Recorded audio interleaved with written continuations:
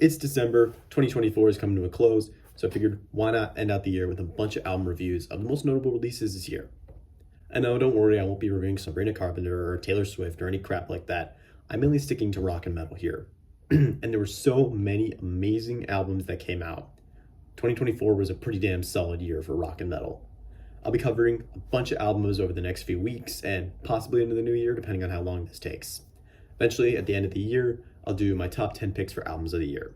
And in 2025, into the future, looking forward, I definitely want to vary up the video topics a bit more and not just do album reviews. But for now, that's what I'm going for, as there's so much great stuff I've been wanting to cover. So let's start off with Green Day's Saviors, one of the first albums to come out this year. And yeah, I say with complete confidence that this is one of their best albums. Definitely the best thing they've ever done since American Idiot. And everything about this record just screams energy.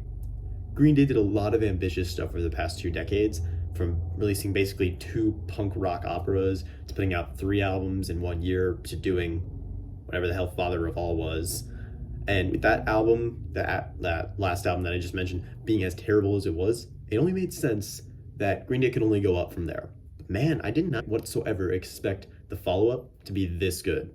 I mean, just go give a listen to Look Ma No Brains, Bobby Socks, Dilemma, Coma City, or Living in the 20s, and you hear just energy and pure fun that was severely lacking on their more recent output.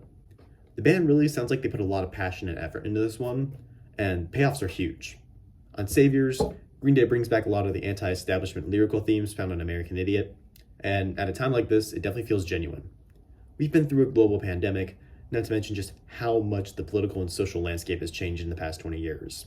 While a lot of people say that the album feels more of like a throwback, that's true, but it also sounds like the band being revitalized. While Strange Days Are Here to Stay definitely reintroduces a lot of the straightforward pop-punk elements present on Dookie, Living in the 20s feels more like an expansion of their newer sound, and could go nicely on Revolution Radio. One Eyed Bastard tries to aim for the more acoustic folk punk sound of the Warning album, as well as having a chant-like chorus reminiscent of the Dropkick Murphys and bands like that, or even for a more recent example, the Rum Jacks.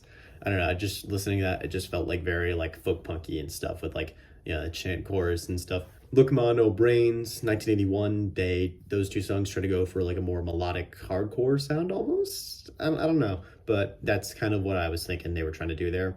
And opening track, The American Dream Is Killing Me, is a direct callback to American Idiot, but also kind of an update saying like, hey, it's 20 years later and everything still sucks.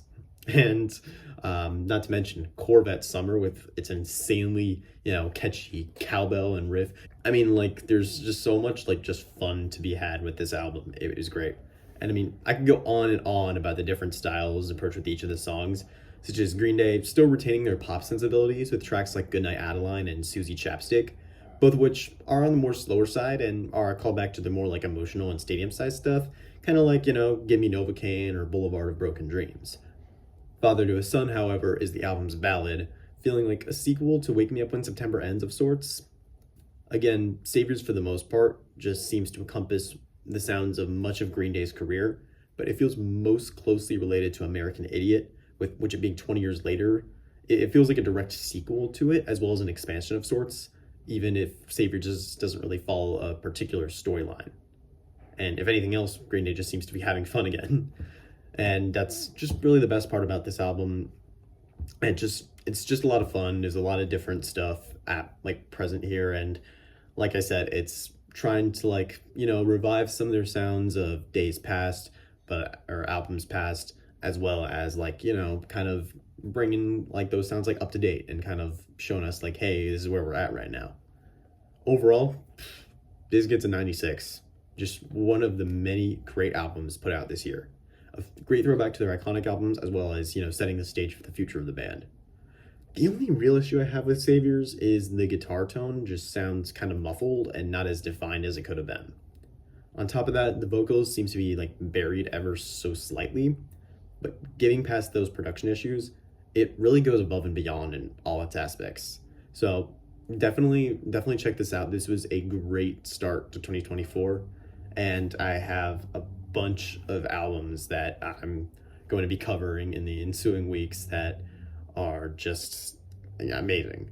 My next review will hopefully be Isan, self-titled, that might be out today or tomorrow, depending on when I get it out. And yeah, and this review was much shorter than I thought it would be, but you know, hey, there you go. So, Green Day, Saviors, check it out. Let me know what you thought in the comments, and see y'all later.